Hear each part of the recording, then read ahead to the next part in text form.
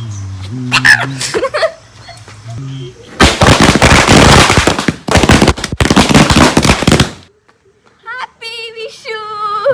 Guys, welcome back to my YouTube channel. നിങ്ങളുടെ വിഷു ആഘോഷങ്ങൾ എവിടം വരെയൊക്കെ നമ്മളിത് ഇന്ന് പർച്ചേസിന് ഇറങ്ങിയിട്ടുള്ളൂ. പിന്നെ കണിക്കൊന്ന നമ്മൾ തപ്പി. സാധാരണ എല്ലാ മരം ഇങ്ങനെ പൂത്ത് നിൽക്കുകയാണ്. കറക്റ്റ് ഇന്ന് മാത്രം എല്ലാ മരങ്ങളും ഒരുമാതിരി മരുഭൂമിയിൽ നിൽക്കണ പോലെ നിൽക്കണത്. ഒരു ഇല പോലും ഇല്ല, എല്ലാം പോയി. അപ്പോൾ നമ്മൾ വിചാരിച്ച് പ്ലാസ്റ്റിക് കിട്ടുകയാണെങ്കിൽ അത് മേടിക്കാം. പിന്നെ കുറച്ച് പൂക്കൾ കിട്ടിയിട്ടുണ്ട്, അതങ്ങനെ ഇട്ട് വെതറാന്ന് വെച്ച് കല്യാൺ ഹൈപ്പർ മാർക്കറ്റിലേക്ക് ആട്ടോ പർച്ചേസിന് വേണ്ടി എത്തിയത്.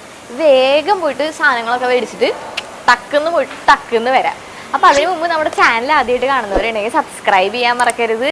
അപ്പൊ നമ്മൾ ഒട്ടും ലേറ്റ് ആക്കില്ല, നേരെ പോന്നു കല്യാൺ ഹൈപ്പർ മാർക്കറ്റിൽ. മുകളിൽ തന്നെ ഒരു അടിപൊളി കണി ഒരുക്കിയിട്ടുണ്ടായിരുന്നു. അതുകൊണ്ട് തന്നെ സംഭവങ്ങളൊക്കെ മേടിക്കാൻ വേണ്ടി എളുപ്പമായിരുന്നു. അതിൽ നിന്ന് ഒരു ഫോട്ടോ എടുത്ത് എന്തൊക്കെ ഐറ്റംസാ വേണ്ടതുള്ളത് ചെന്ന് മേടിക്കാൻ ചെയ്തത്. ഇതാണ് കേട്ടോ കണി വെള്ളരി എന്ന് പറയുന്നത്. ഗോൾഡൻ കുക്കുംബർ എന്നും പറയും. വിഷു കണിക്ക് ഇത് ഭയങ്കര ഇമ്പോർട്ടന്റ് ആയിട്ടുള്ള ഒരു സംഭവമാണ്. മുന്തിരിയൊക്കെ കൊണ്ടിടണതാണല്ലോ. അപ്പോഴേക്കും കൊലേന്നൊക്കെ പൊട്ടി വീണു. പക്ഷെ നമുക്ക് കൊലയായിട്ട് തന്നെ വെക്കണ്ട. അങ്ങനെ നോക്കിയെല്ലാം സെലക്ട് ചെയ്ത് ഭയങ്കര തിരക്കായിരുന്നു ഗൈസ്. അവിടെ നിൽക്കുന്ന സ്റ്റാഫുകൾക്കൊന്നും നിലത്ത് കൈകൂത്താൻ നേരം ഉണ്ടായിരുന്നില്ല. അത്രയധികം തിരക്കായിരുന്നു കേട്ടോ. നാട്ടിലെ ആൾക്കാരെല്ലാരും ഉണ്ടായിരുന്നു, ഇൻക്ലൂഡിങ് മീ. അങ്ങനെ നമ്മുടെ പർച്ചേസ് എല്ലാം കഴിഞ്ഞതാ വീട്ടിലെത്തി ഗൈസ്. അപ്പൊ നമ്മുടെ ഒരുവിധം ഒതുക്കലൊക്കെ കഴിഞ്ഞു. സോഫ ഒക്കെ വേണ്ട ക്ലീൻ ആയിട്ട് ഇരിക്കുന്നു.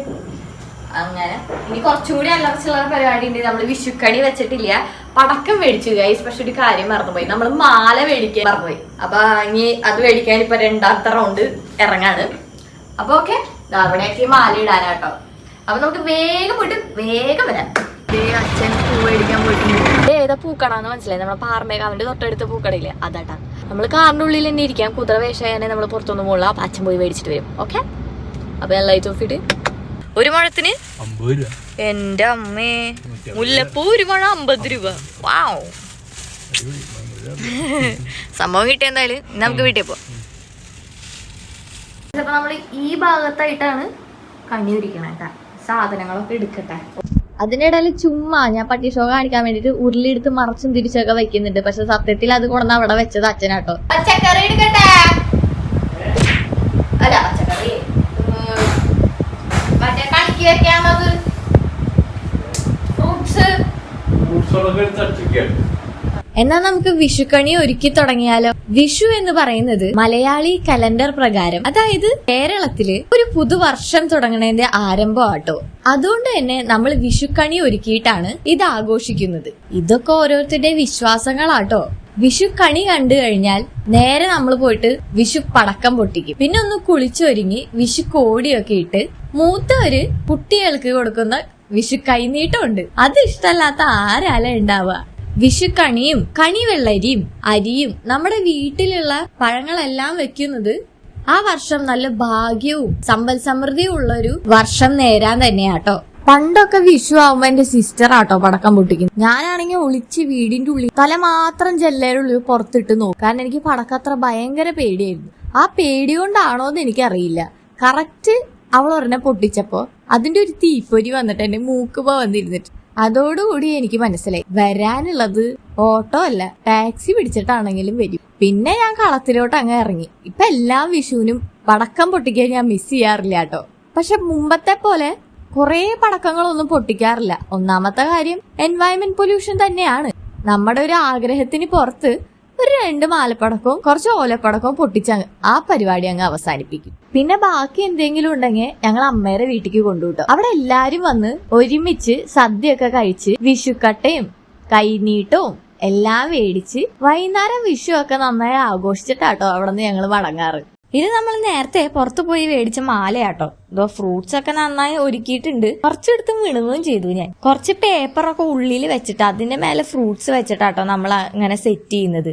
ഇത് നമ്മുടെ വീട്ടിലുണ്ടായ മാങ്ങ തന്നെയാണ്. അടുത്ത് വരുന്നേ ഉള്ളൂ. അതുകൊണ്ട് തന്നെ ഒരു കൊട്ട നിറച്ചു മാങ്ങ വെച്ചിട്ട്. വിഷുക്കാലത്ത് എനിക്ക് ഏറ്റവും കൂടുതൽ ഓർമ്മ വരുന്ന പടം വേറെ ഒന്നുമല്ല, നമ്മുടെ മീശവാദവല്ലേ പിള്ളേച്ചിന് ഒരുക്കിയ കണി തന്നെയാട്ടോ. അതില്ലാണ്ട് എന്ത് വിഷു.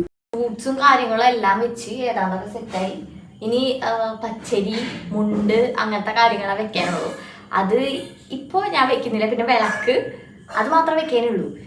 ഇനിയിപ്പോ സമയം 11 ആയി. ഇനി കിടന്നുറങ്ങാൻ, എന്നിട്ട് രാവിലെ എഴുന്നേൽക്കാൻ കണി കാണാം. വാവ്. അപ്പോ അതെല്ലാം വെച്ചിട്ട് രാവിലെ എന്റെ കൂടെ കണി കാണുമ്പോൾ നിങ്ങളും കണി കാണും. ഓക്കെ.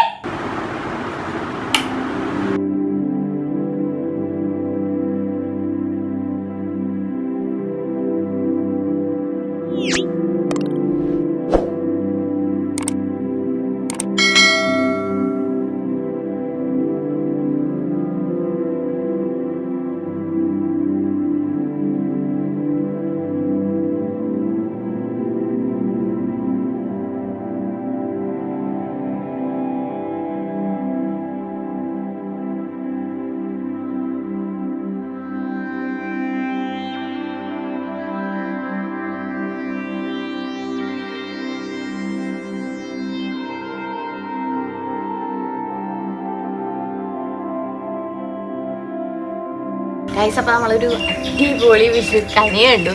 കണി കണ്ട അപ്പൊ തന്നെ ഒരു പടക്കം പൊട്ടിക്കണല്ലേ. അപ്പം മാലപ്പടക്കം കയ്യിലെടുത്ത് പിടിച്ചിട്ടുണ്ട്. ബാ പൊട്ടിക്കാം. ഇതൊക്കെ എന്ത് എവിടെ അത് ഓടാൻ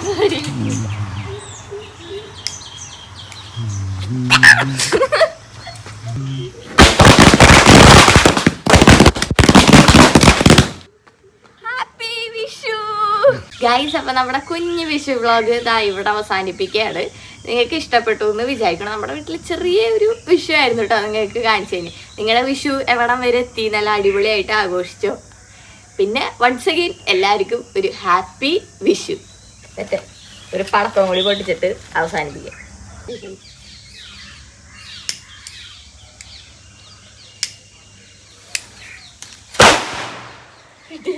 കിട്ടിയത്